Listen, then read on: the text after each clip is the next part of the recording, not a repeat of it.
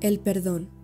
Según la Real Academia Española, el perdón es la acción de perdonar, remisión de la pena merecida, de la ofensa recibida o de alguna deuda u obligación pendiente, o indulgencia o remisión de los pecados. Y dentro del imaginario colectivo existen muchos tipos de perdón, siendo los más conocidos la absolución legal y el perdón divino. El perdón me parece un concepto maravilloso, algo digno de aprender y ejercer. Pero me es difícil digerirlo. ¿Por qué les hablo del perdón? Bueno, hace unos días Becker Fox subió una videonarración llamada La Decisión, que habla sobre el perdón y cómo el ejercerlo ante quienes nos han hecho daño nos convierte en mejores personas. Y sin ninguna vergüenza le dije que iba a copiarle la idea, o bueno, a inspirarme de ella. Y de ahí surge este video. Pero antes de empezar, necesito que entiendan dos cosas. Número 1. No voy a hablar del perdón y la venganza normal, el que nos podemos encontrar en la vida cotidiana. Mi video se basa específicamente en la idea de perdonar la vida de alguien que ha quitado otra de manera intencional. Y número 2. Si bien mostraré conceptos objetivos y unos cuantos datos para reforzar mi punto, este video no busca dar una visión objetiva del mundo y cómo este debe ser. Lo que voy a hacer en este video es compartir mis opiniones respecto al tema y las reflexiones que he generado con los años. Una vez dicho esto, bienvenidos a este relato de perdón, venganza y yo en el medio.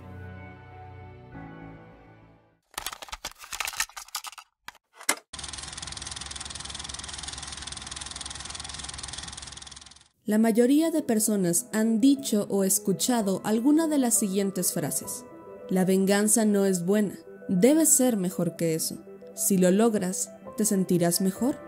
O mi favorita personal, si matas a un asesino, existen la misma cantidad de asesinos en el mundo.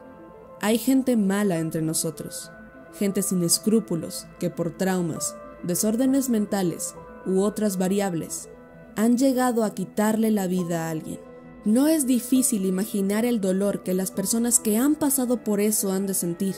La rabia, la impotencia, la ira, la tristeza, todos sentimientos mundanos y comunes, que con el contexto y los factores adecuados pueden derivar en deseos de venganza. Tomar justicia por mano propia, vengar a un ser querido que te arrebataron, es un tema común en la media popular.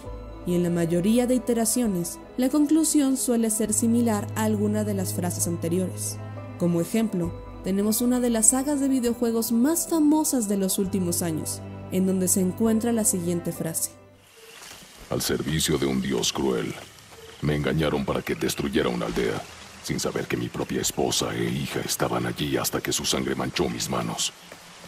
Vengué su sangre miles de veces e incendié el Olimpo por completo. Pero la culpa no desapareció.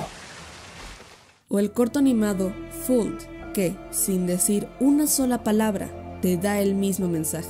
El matarlo, el vengarte, el acabar con la vida de quien mató a tu ser querido, no solo no te hará sentir mejor, sino que te hará igual a ellos. Pero, ¿qué tan cierto es esto?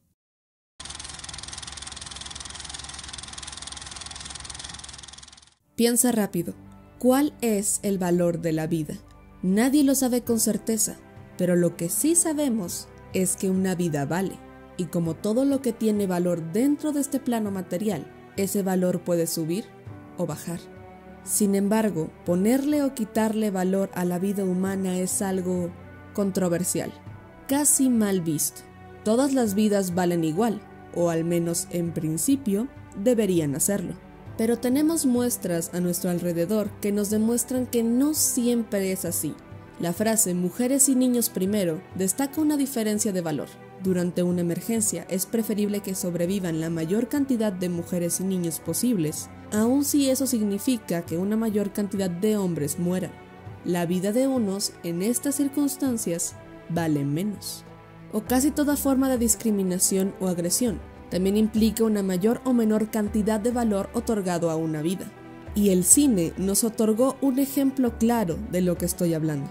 En la película Asesinato en el Expreso de Oriente, nuestro detective tiene que resolver el asesinato de un hombre despreciable. La víctima era un estafador que vendía reliquias robadas y que años atrás secuestró y asesinó a una niña de 5 años llamada Daisy Armstrong, provocando que la madre de esa niña tuviera un aborto espontáneo, el cual la mató, y que el padre se suicidara al poco tiempo.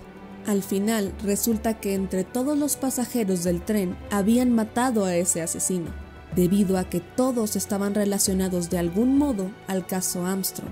La hermana de la madre, la madrina de la niña asesinada, la institutriz de la señora Armstrong, el hermano y el novio de una mujer que fue condenada injustamente por el asesinato de Daisy, el hijo del abogado que condenó a dicha inocente, la niñera de Daisy quien estuvo en el día del secuestro, un doctor que fue apadrinado por el señor Armstrong y la abuela de la niña asesinada. El detective debe decirle a la policía quién cometió el asesinato y decide no hacerlo, ya que se da cuenta que ninguno es malo, solo son personas rotas a quien la justicia les falló.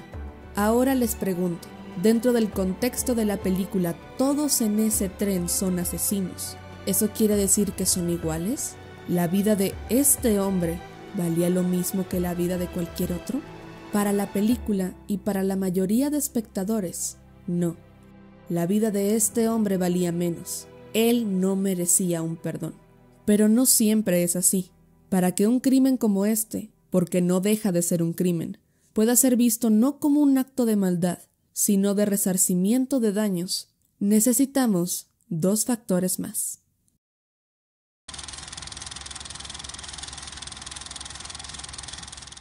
El famoso sistema, al cual le echamos la culpa de la mayoría de males en la sociedad. Aquí no vengo a señalarlo como un enemigo o como el culpable. Solo diré lo que suelo mencionar al respecto del sistema. Fue diseñado y va a ser ejecutado por humanos. Por ende, es proclive a fallar. La justicia por mano propia lo veo como una opción una vez se usó la vía legal y esta falló en contra de lo moral. Lo que acabo de decir puede sonar como una bandera moral para cometer crímenes si el resultado de la corte no es el deseado. Les recuerdo que mis reflexiones se basan en este contexto, para que no me acusen de cosas que no dije. Hemos visto casos en la vida real donde por la vía legal el mal prospera, ya sea porque quien hace las reglas es un tirano, porque a base de prejuicios se persiguen a las personas equivocadas, o porque el criminal puede pagar una mejor defensa. En casos como estos, la reacción de algunas personas sería buscar acabar con la persona con sus medios. La muerte de este individuo puede verse no solo como un descanso para la persona que tuvo una pérdida, sino como una manera de evitar que se repita la tragedia. No obstante, hay un arma de doble filo ahí. Los humanos, aun con nuestra objetividad y raciocinio, somos víctimas de impulsos y emociones. Entonces, lo que empieza con una buena intención puede derivar en una afición o un sentimiento de derecho, que tú tienes el derecho de acabar con quien consideras perjudicial. Y aquí es donde todo se complica. Matar no importa a quién es inmoral, pero quedarse de brazos cruzados ante la posibilidad de que vuelva a pasar algo así es igual o peor. Desde lo más profundo de mi ser, quisiera ser como Sachet, pero no puedo. El valor del perdón es sumamente importante. Sé que es preferible morir como un hombre que vivir como un monstruo, pero en un mundo que a veces es injusto, donde el inocente puede sufrir a manos de un animal sin escrúpulos, donde si a esa gente les otorgas el perdón, lejos de reflexionar, les das la oportunidad de volver a hacer el mal, a veces es necesario ser un monstruo para eliminar una bestia aún más grande.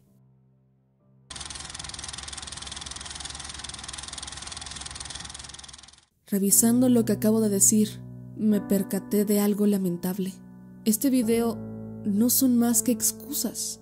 No es más que un alegato intentando justificar mi manera de pensar, una manera cruel y desconfiada. Porque la verdad es que, si yo hubiera estado frente a ese rey tiránico que mató a cientos de inocentes, lo hubiera matado. Tal vez hubiera vacilado unos segundos, pero al final lo hubiera hecho. Y mientras camino manchada de su sangre frente a una multitud aterrada, alguien entre susurros preguntaría, ¿por qué lo hiciste? A lo que respondería, porque no quiero que gente pase por lo que yo. Pero en el fondo, estaría mintiendo. claro que me preocupa que gente no pase por lo que yo pasé. Sin embargo, yo sé lo que me impulsó a matarlo. Gente como esa, que quita y destruye, no conoce el perdón. Ellos pueden vivir con sus almas pútridas y seguir dañando. Que vivan con su ego herido y sabiendo lo que hicieron no es castigo suficiente. Gente como esa no merece vivir. ¿No merece vivir? ¿Quién soy yo para decidir eso? ¿Y si la persona que maté también se sentía con el derecho de decidir quién vive y quién muere? ¿Y si no soy diferente a él? ¿Y si también soy un monstruo? Y caminando con el pesar y la culpa, miraría hacia arriba y vería a ese noble caballero, observándome con una mirada de desprecio y decepción. A lo que contestaría con ojos de tristeza.